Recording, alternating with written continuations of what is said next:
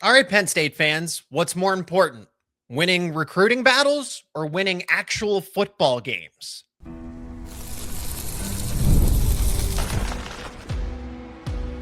You are Locked On Nittany Lions, your daily podcast on the Penn State Nittany Lions. Part of the Locked On Podcast Network, your team every day. And today's show is brought to you by FanDuel.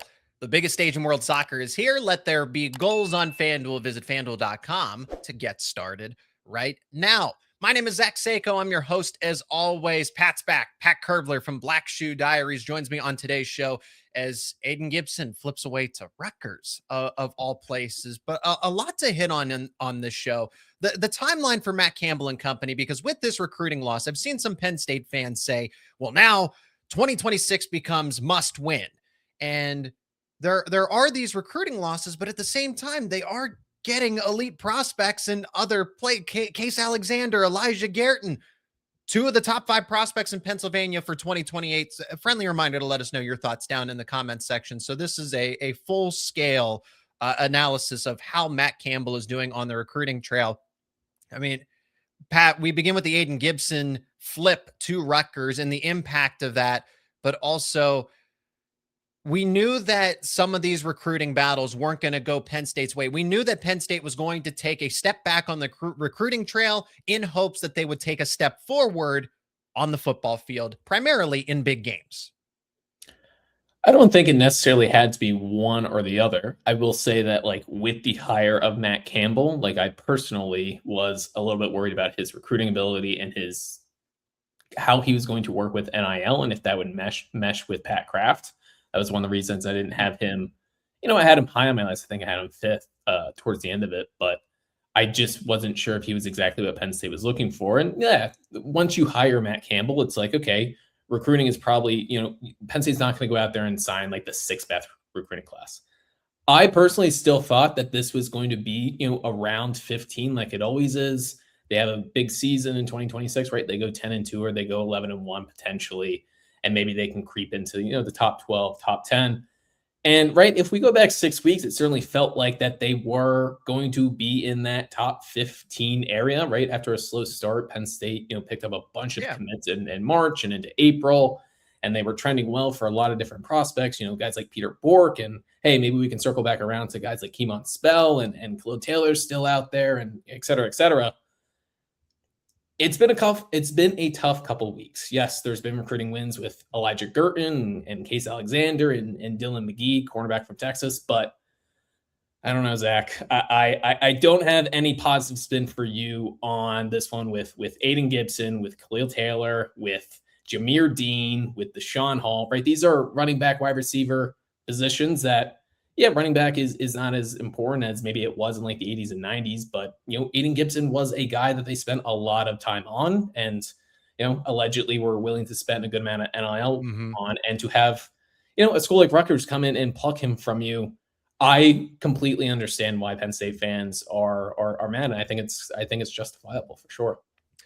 I'm frustrated with the lack of a backup plan, which I've said before about wide receiver, but now here again with running back. And it's not that my point isn't, oh, you should be prepared to lose. Act as if you're going to lose these recruiting battles.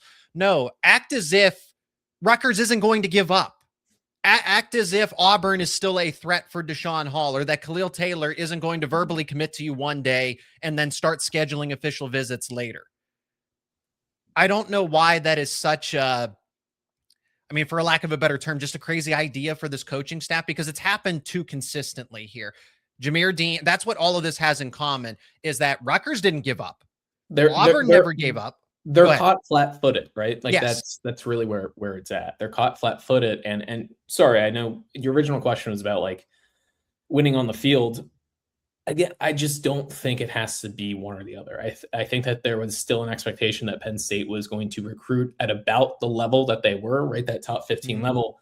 And yeah, this class has some nice players, but it's trending towards being the 23rd class, the 24th class, the 21st class, right? Like certainly not in that top 15 sphere, more in that top 25 sphere. And yeah, Matt Campbell did a lot with less at Iowa State, but I would prefer if he didn't have to do that at Penn State, right? That was kind of the idea of hiring a guy like Matt Campbell, who, hey, he was, getting these 3-star kids at Iowa State and winning the Big 12, which, well, he never technically won the Big 12, right? Playing in the Big 12 championship game, which punching above your punching above your weight class. Yeah, and I think the idea here with Matt Campbell was that he was going to be punching above his weight class in the sense of, okay, you're not going to send the classes that Ohio State or that Oregon were signing or USC were signing, but you're still getting the top 15-ish class that Penn State has basically always gotten, going back to like the end of the Paterno days when he was barely recruiting and didn't even know guys' first names. They were still able to here and there sign a top 15 class.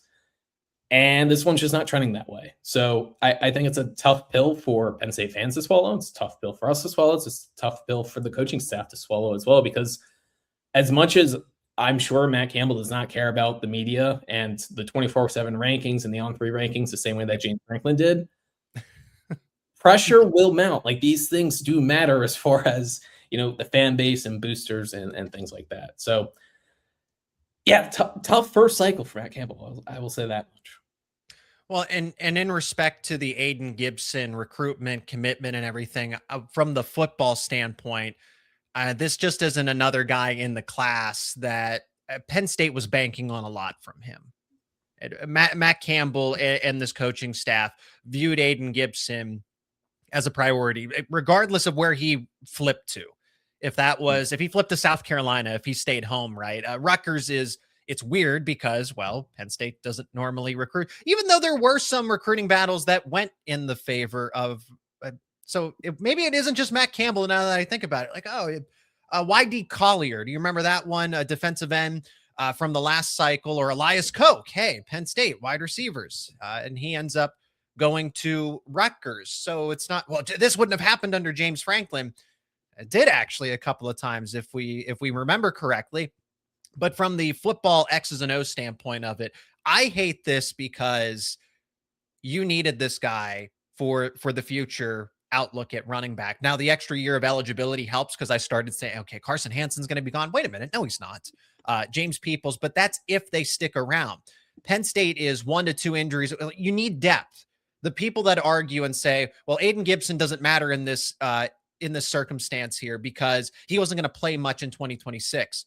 I'm not worried about him playing in 2026. I'm worried about 27, 28, 29. And that's where this flip really hurts, regardless if he stays in the Big Ten, if he goes to the SEC, if he goes to a school closer to home or all on the way on the other side of the country. That didn't matter. It was the fact that he was one of the most important commits to Penn State and a priority here. And Penn State, again, flat-footed, like you said, you put it perfectly. They seemed unprepared when Rutgers pulled out the card to say, hey, we'll let you enroll early. Okay, did Penn State, and what I've heard, Penn State did not have that option for him. They did for Kemon Spell, but apparently not for Aiden Gibson. And that's where you can be critical of the staff being unprepared in that moment. Yeah, and right, we don't know what the conversations were with Aiden Gibson and with Rutgers and with Penn State, but it certainly does seem like, despite the fact that he was a Penn State commit, that Rutgers is kind of the school that gave him this opportunity, which is a little worrisome that this is not something that Gibson basically, I don't really think that he necessarily used Penn State as leverage here. Maybe he did, maybe he didn't. But the fact that he was, so willing to flip from Penn State and commit to Rutgers, not only commit to Rutgers, but to enroll there, this is something that was seemingly, kind of bubbling under the surface for a while, his relationship with Rutgers. So once again, the flat-footed thing. We've talked about this with like Peter Bourque in the past. Losing Peter Bourque in a vacuum isn't like the biggest deal in the world to me, right? For how much he was going to cost. Well, and there's only one quarterback plays. Yeah, and one quarterback plays, and just right, we can go through the top 10 quarterbacks for the last couple of years and how often those guys transfer and stuff like that. Mm-hmm. That happens. It's the identifying Peter Bourque as your top prospect at quarterback, putting a lot of time and effort and resources into him, and then at the very end, kind of being like, don't really know if we want to go through with this. And this is sort of a similar case with Aiden Gibson of right after Kemon Spell Zach, remember back in the first couple of weeks of Matt Campbell's tenure where, it looked like Kemon Spell was going to jump back on board and he was going to enroll. I think another prediction. Yeah, a prediction went in for him. Yeah. So right after the Kemon Spell thing didn't work out, Aiden Gibson's one of those guys, right? 4-star from South Carolina, big time prospect that Penn State identified and they were able to get. And the fact that July comes and now he's out of the class and he's enrolling at Rutgers, it's a waste of time and resources. And that's what kills you. The fact that there is no backup plan at this point. I mean, they're so far late in the cycle that there's no one really out there that's viable. Yes, they'll try to flip some guys, but it's, again, I go back to the flat-footed thing. And I know I've said that multiple times, and I'm sure people in the comments will be like, we get it. They got caught flat-footed, but that it seems like this whole process for them from a couple different angles, and Aiden Gibson certainly one of them. This hopefully will be a learning experience because this can't happen again in 2028. The 2026 recruiting class, really no fault of Matt Campbell, went down the drain, right? Like Penn State was willing to flush that class when they fired James Franklin, knowing that, yeah, you're probably not going to keep most of that class intact. We're now looking at a 2027 class that, okay, maybe they end up 23rd. That's not right. It's not going to kill your program, but you're not stacking top 15 classes. So this 2028 class that's coming up is going to have to be a big one. So, yeah, it's tough, man. I have no spin on this. I have absolutely no positive spin on this, Zach. I'm already in a bad mood. United States loses last night to Belgium. Now I have to wake up today and I see Aiden Gibson's flipping to Rutgers. I have no positivity for anyone. So. Okay, well, I'm going to need you to give me your best positive outlook with how Matt Campbell can right these wrongs, okay? Because it wasn't just, okay, fool me once, shame on you, fool me twice. It's 3, 4, 5 instances or so, it seems like. And I know Penn State fans don't want to hear this, but 2028 is off to a great start. Rivals has them as the number 2 class. How is recruiting actually doing? And can we completely judge Matt Campbell even off of just 2027 alone? That is coming up next here on Locked On Nittany Lions.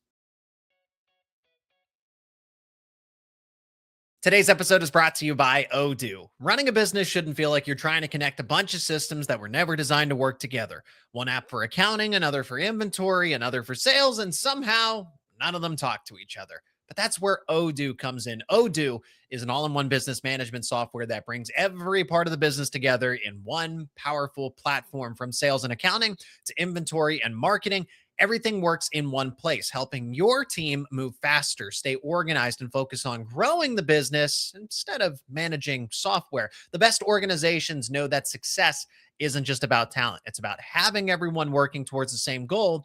And that's true in sports, just like it is in business. And one thing that really stands out about great organizations is how they get everyone pulling in the same direction.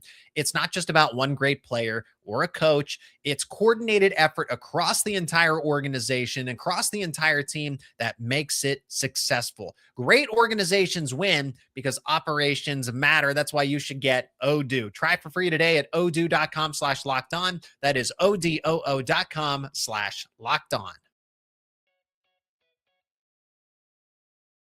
And we'll still get to, so we're talking about 27, 28. We got to get to 2026 as well. Final segment, and Pat's going to give us his best take on how the U.S. absolutely imploded against Belgium. So stick around for the final 2 minutes for that. 2 minutes, maybe 6. We'll see. The issues here with recruiting that we've laid out, and they're somewhat justified because, again, Iowa State wasn't going up against Georgia the first time around. This is the first time that Matt Campbell's getting into some serious recruiting battles. And again, I want to give credit where credit's due. I am impressed winning a head-to-head battle against Oklahoma. I am impressed winning a head-to-head battle against the likes of Florida. How about, okay, well, Nebraska took Khalil Taylor. Cooper Terwilliger, that was Nebraska's top tight end target. It was also one of Notre Dame's top tight end targets, and Penn State wins that recruiting battle. So with the ugly ones, there are some good ones that still need some credit here. And then 2028 is going to be the focus and the priority. And that's easy to say, but it's also the accurate thing to say too, because this coaching staff, yes, essentially Penn State punted on 2026, Pat, as you mentioned. 2027, I don't even want to say they're punting, but they're definitely going through a recovery period, right? Because Pat Kraft knew, okay, we're probably not going to get Kemon Spell. We're probably not going to get Maxwell Hiller or whoever else was in the top. Maybe we can get Khalil Taylor. Maybe we can get Gabe Jenkins, but he's basically conceded, I'm willing to risk the 2027 class. And I think he basically said that. He went on the record saying, I'm not worried about high school recruiting classes and high school athletes that aren't even at Penn State. I want to take care of the athletes that are actually here, and then we'll worry about that when we get to it. So 2027 isn't the priority in itself. It's great to get the recruiting wins, but I think Matt Campbell and Penn State are definitely all in on 2028 because that gives them a full year, a full cycle to build relationships with the players, the prospects, the families, the coaching staffs at these new high schools that they haven't been recruiting little to next to nothing when they were at Iowa State. And other than Terry Smith, there aren't these connections built through this coaching staff. And I'm willing to give them time to do that. And look at 2028. They already have 2 of the top 5 prospects in Pennsylvania, but I know fans don't want to hear that with all the flips and decommits and everything else. Well, that is what I was going to say, is that at this point, a commitment for 18 months away from signing day doesn't really mean much to me. Like, even, I don't mean this as like for James Armstrong, like specifically, but any 4-star quarterback that commits right now, like that, completely meaningless. Like, NIL deals will start coming in. Things can change. I mean, Notre Dame took a New Jersey quarterback like 10 days ago, and like 4 days ago he decommitted. Like, it was very, very quickly, right, for a 2028 quarterback. So not saying that's what's going to happen with James Armstrong. Perhaps he's just like fully 100% committed to Penn State, but I am interested to see what happens with him and with Flemings, and we'll see who else joins this 2028 class. What happens when that NIL discussion takes place? Because I've been following recruiting like on a very, very in-depth basis since 2010, and it's funny how things have changed. Right, from back then, it was like, the most important thing was like the relationships with like the assistant coaches. And then it was the facilities. Like, facilities was the most important thing, and peer recruiting was really important. It is now all about NIL, and I don't mean that as like in a bad way, because hey, like I work for a living, right? Somebody can double my salary somewhere else, I will more likely than not leave my job, or at least ask my job, hey, can I get a raise, right? So can I get an offer sheet? Can you match this offer sheet? Yeah, right. So I completely understand where these prospects are coming, but it certainly, is a bit of a wet blanket on like classes that get off to good starts. Because even with this 2028 class, even if, 3 weeks from now, another 4-star joins, and then, a couple weeks from then, another 4-star joins, right? And Penn State, let's just even say in October and November, they have 7 commits in that 2028 class, and they're all 4-stars, and a couple of them are in the top 100. What happens when they get to official visit season? And that NIL offer from Penn State is not what they necessarily thought it was, because I think that is going to be right part of this adjustment period for Matt Campbell. Is I understand that they are very right now strict on what they want to pay these players, and right, come to Penn State, show that you're, a real Big Ten player, and we'll make sure that you're taken care of. I don't know how realistic that process is going to be as far as it being successful. Because as we're seeing with Zach Gleason going to West Virginia, as we see with Aiden Gibson going to Rutgers, these guys are going to go, a lot of them are going to go where, they're getting paid the most, which is how it goes. That's professional sports, which is what college football is at this point. I think what Penn State's approach is trying to be, they're trying to be different. They're trying to be the school that, hey, we'll offer you comprehensive NIL. It's not going to be the biggest paycheck. You might not get the car up front or whatever have you, or the NIL payment up front, but eventually you can. We'll teach you the skills to do that. We'll teach you the ways of life, if you will. And it goes along with the success with honor. And where does Penn State, because some Penn State fans are going to say, yes, that is the way to do it. That's how you break through all the noise. That is a winning formula. And there other people will argue.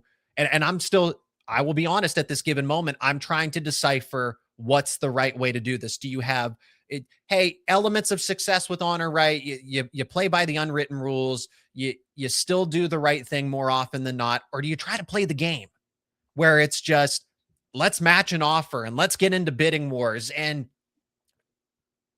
that's kind of where the split is at this point in time, because the modern day of recruiting says go with the LSU model and do all these different private equity deals and try to crowdfund as much money as possible and go and identify the recruits and buy them with NIL, pay for play, and just build and use the money to build the best roster so that the talent just overwhelms whatever team you can, because we are good. We got it taken care of on the business side of things. And therefore we don't have to do as much, and then we can coach.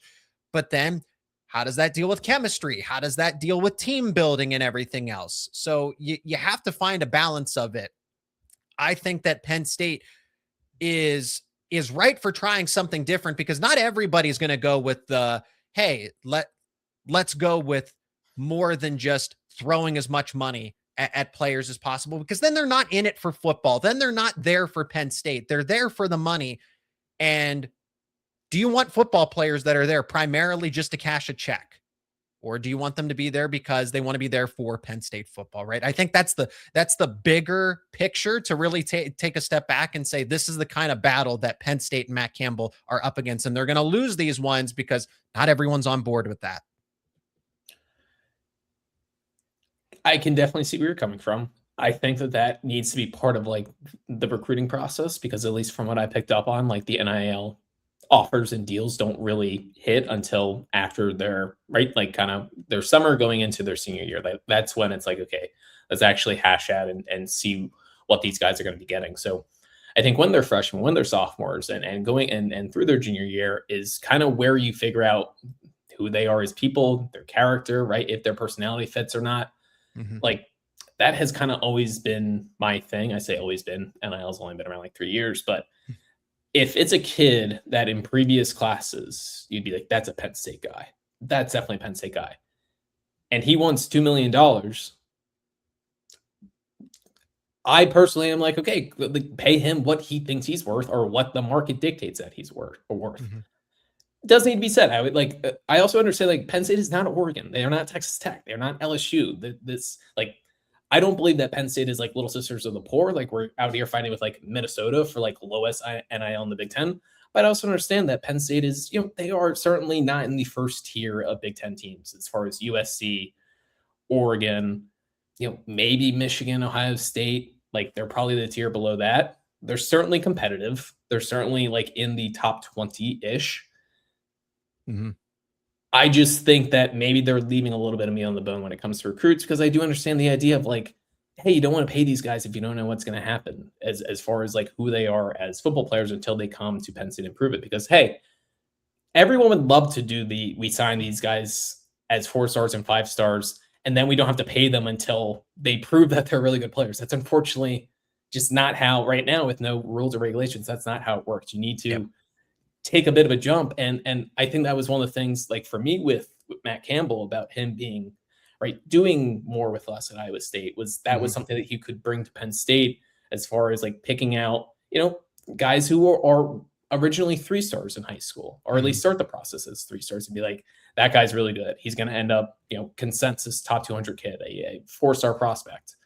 And not to say that's not happening, but I would like to see it happen a little bit more. And I would like to see them, I think, get a little bit outside their comfort zone when it comes to NIL. But I listen, I also understand that maybe the money is not there. And that's what makes like all these conversations that we have and everyone has about NIL very funny, because we're like, spend the money, but we have no idea how much money they actually have to spend.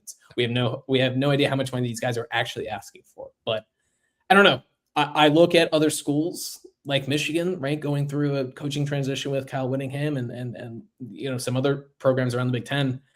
And it just doesn't seem like they are struggling the way that Penn State is when it comes to recruiting, and what the reason for the struggle is, whether it's Matt Campbell, whether it's NIL, whether it's whatever it is, we're not really sure. But it's frustrating to watch. I'll say that as a Penn State fan. Like recruiting is not very fun to follow right now.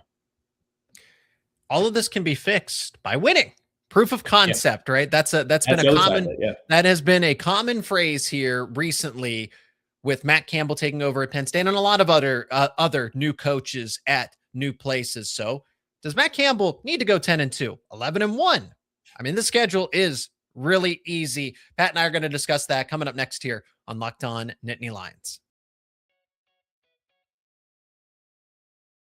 Today's episode is brought to you by FanDuel. The biggest stage in world soccer is here, and every match feels like it has potential for a memorable moment. One goal can completely change the energy of a game, shift momentum, alter an outcome in an instant. And that's what makes tournament soccer so exciting, from the opening whistle to the final kick. And now FanDuel is giving fans another reason to stay locked into every match with every goal pays. Bet on a match and get bonus bets for every goal scored in that match. More goals means more bonus bets. All you got to do is turn on your token. And that's what we love about these tournaments. You can turn on a match between teams that you don't normally follow, and suddenly one goal is changing everything. The tension builds so quickly that you're invested before you even realize it. And now you get the benefit from each goal scored. From the opening whistle to the final kick, let there be goals on FanDuel. Visit FanDuel.com now to get started. That is FanDuel.com. One more time, FanDuel.com. And I'll give the floor to Pat for the final 60 seconds about USA Soccer. But before we get there, the timeline for Matt Campbell and company, I saw some suggestions that he is on a proverbial hot seat, right? I think if you go 5-7 in year one, that's horrible. If the team is decimated, I don't even want to speak it into existence, but if you severely underperform expectations with a good team, because I don't believe this is Iowa State 2.0. I think it's the most quality players from Iowa State and a lot of quality players from the previous Penn State team coming together. There wasn't all of this turnover from the Penn State team from the previous season. You did bring back a decent amount of impact players. You also brought over a number of impact players from Iowa State. If it was holdovers from Iowa State, rotational players from Penn State, I wouldn't be as optimistic. I fully expect Penn State to go with a roster that is fully intact. Again, the injury bug doesn't bite them, to go at least 10-2. I think they can win against USC, Michigan, Washington. Circumstances will probably lead to a loss, probably two, and you'll be in the playoff conversation. We'll see how the schedule ultimately unfolds. If it turns into a stronger resume, right? Does Wisconsin perform better than we'd expect them to, right? Or any of those other teams, are they better than what they're projecting them to be as we talk about it right now? But yes, I think Penn State fans are justified to say they should go at least 10-2, that there should be an expectation to win 7-5, 8-4. I'm not going to be moved. I'm going to be more concerned if they do something like that, if they go to 9-3 and lose by a field goal in some of those close games. Okay, we'll react to it accordingly, but the expectation should be double-digit wins and in a playoff conversation, because this team is good. This team is really good. It's the opportunity to have the schedule, which is something that we talked about, countless times. And I'm sure, every Penn State podcast out there and every Penn State fan and the group chats and whatever, right? A lot of this discussion about what this team can be comes back to that schedule, because as we have mentioned time and time again, like that 2-week stretch of USC and Michigan is going to tell us a lot. If Penn State can go 1-1 in that, I think they set themselves up pretty well. That trip to Washington, I personally think, is going to be a really, really tough one. I mean, I think everyone knows, right? Going cross country and playing at a place like Washington, not easy. Yeah. I think this Washington team is one of the more underrated teams in the Big Ten as well. But yeah, man, they need to win, and that's the case for like all these not first time head coaches, but the coaches that are in their first year at their school, right? When you look at Kyle Whittingham and you look at Lane Kiffin at LSU and you look at Alec Golesh at Auburn, like the days of, hey, you get 5 years to build, it doesn't happen anymore. It's maybe 3. It's because maybe of the 3 years because right? of NIL. If Matt Campbell does not have Penn State in the college football playoff, even within the next 2 years, seed's getting hot. Seed is getting hot, but that's it's the case at all these Big Ten programs, at Auburn, at LSU, at Michigan. They need to win, and they need to win as soon as possible. And fortunately for Penn State, like the schedule sets up really well for them, where they need to take advantage of the opportunity. Yeah. So because 10-2 may or may not get you into the playoff. Again, it depends on how it's weighted at the end of the season. Yeah. I would be disappointed if they missed the playoff, but I'm also not going to sit there and say that, okay, Matt Campbell is now in the hot seat and 2028 becomes must win, or the recruiting class must be top 5 overall, even though I think 2020, I do believe 2028's class will be in a much better place than 2027 because of all the reasons that we laid out in the previous couple of segments. It would be, yeah, you go 6-6. You lose the games that you're not supposed to. You fold in the big games because the idea was that, okay, Matt Campbell is going to come in. He's going to have a better team. He's going to have more resources. And those big ones against USC, against Michigan, against Washington are now winnable, at least toss-ups. They're not Penn State. They just fold like a lawn chair here, man. It was every single time. And the idea that you can go into those games now with more confidence and I know Penn State fans are still going to be tentative because it's a wait and see type of thing, but I still feel generally better about Penn State's chances now going up against USC because I think the on-field coaching, I think the game planning is going to be better. And right now, as it stands, the talent is comparable. Again, look at any game on Penn State's schedule this season. They are not a massive underdog. Could they be a 1 to 2 point underdog against USC at home? Yes, but that is a toss-up. Could they be a field goal underdog at Michigan or Washington? Probably, most likely, but it's not you're 2-3 touchdowns behind and good luck. It would take a miracle to upset them. There's no game like that on this schedule. So yeah, your expectation should be that Penn State does win double-digit games and puts themselves in the playoff conversation. It's an easy schedule. It's an easy schedule, right? At least we perceive it to be. Yeah, opportunistic. I just go back to the opportunity thing. You get the influx of talent from Iowa State. You're able to retain a lot of the key guys at Penn State as far as, there was a lot of guys that left for the NFL and were out of eligibility, but I think that they all in all did a good job of, like, out of the top 20 Penn State players that still had eligibility, I think they did a really good job keeping those guys. So yeah, now it's time to play on the field, which, Zach, I don't know about you. We're recording this on July 7th. I'm very excited that we are, 2 months away from actual football. And we don't have to talk about Iowa State transfers and the Iowa State roster and recruiting. I'm excited to actually talk about football coming up shortly.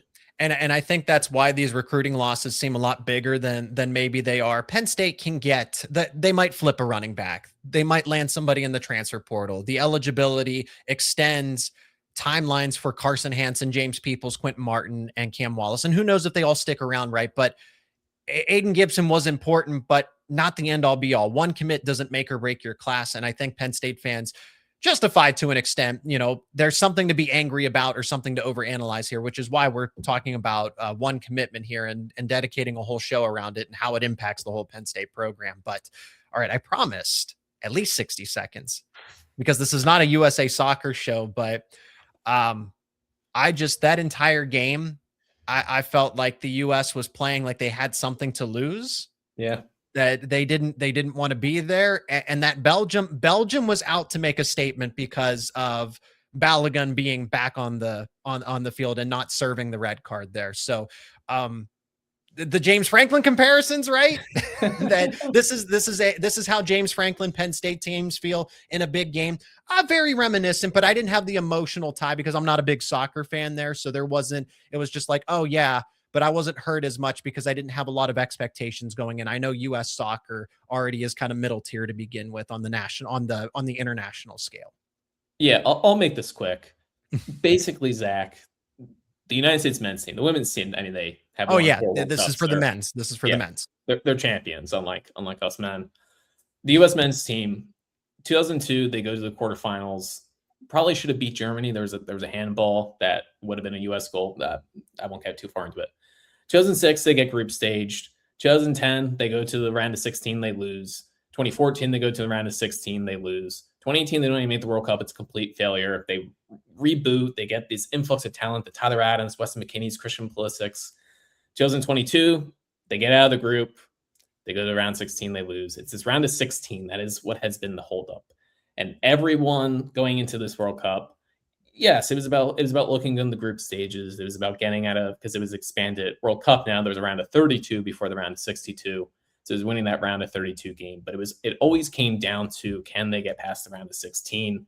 Yeah. And the way that the United States looked in the group stage, it looked like a different United States. Now, granted, because of the expanded World Cup, it was definitely an easier group stage than in years past. But even going back previously, 2022, they barely beat Iran 1-0. They tie Wales 1-1. Those are two teams that the United States was better than, and they tied them, and they barely beat them by 1. And even going back in the past, right, like they would tie Slovenia, beating Algeria 1-0 on like a last-second goal.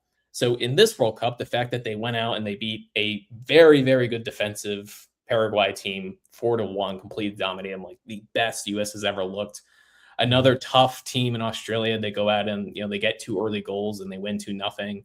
They, in the round of 32, they look great against Bosnia. They get that red card and they're able to, for 30, 40 minutes, with 10 men, they're able to hold them off and create a goal themselves. And then to come in against this Belgium team, that is, it's a good team, right? It's a top 10 team in the world. I mean, technically they're a top 8 team in the world. They're in the quarterfinals. They have guys all over Europe.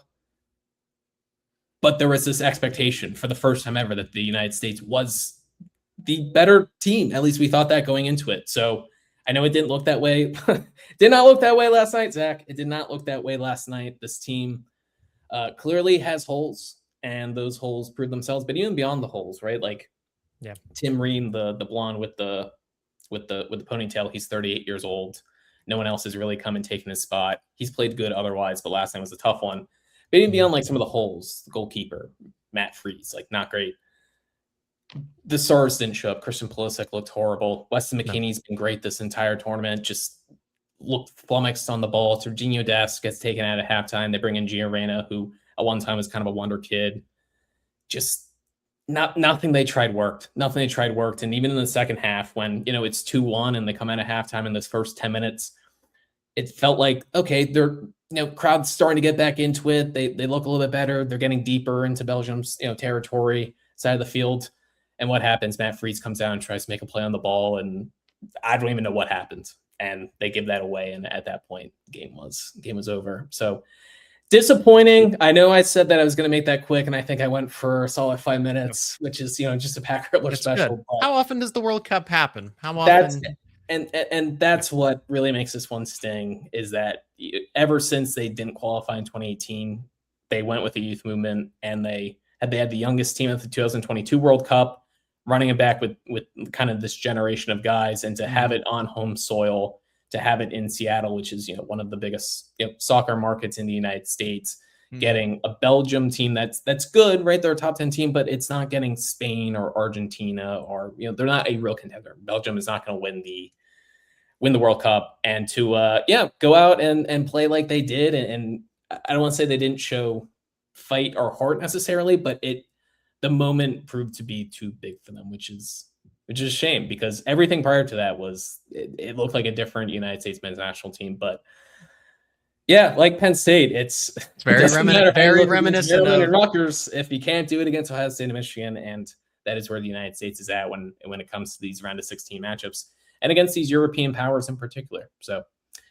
yeah, Netherlands last time, Belgium this time. We'll see in 2030. It's hosted in Spain, so my guess is, just based on how the United States works, I'm sure we'll get Spain in the round of 16 and lose 7-0 and look pathetic. But that is the life of United States men's soccer. Yeah, there's always next year. No, there's not. It's we've gotta wait 4 years. But very reminiscent of Penn State football, which is why I think it's fair to have it on this podcast. Hey, that is where we're gonna wrap things up on this edition of Locked On Nittany Lions. He is Pat Kerbler of Black Shoe Diaries. My name is Zach Sako, your host as always. Let us know your thoughts down in the comments section. Check out Pat's work down in the description. Pat, thank you so much for the time. Thank you for your football analysis, your recruiting analysis, also your football analysis, your soccer analysis at the end there. Thank you, and can't wait to have you back on the show again very soon. Thanks as always, Zach.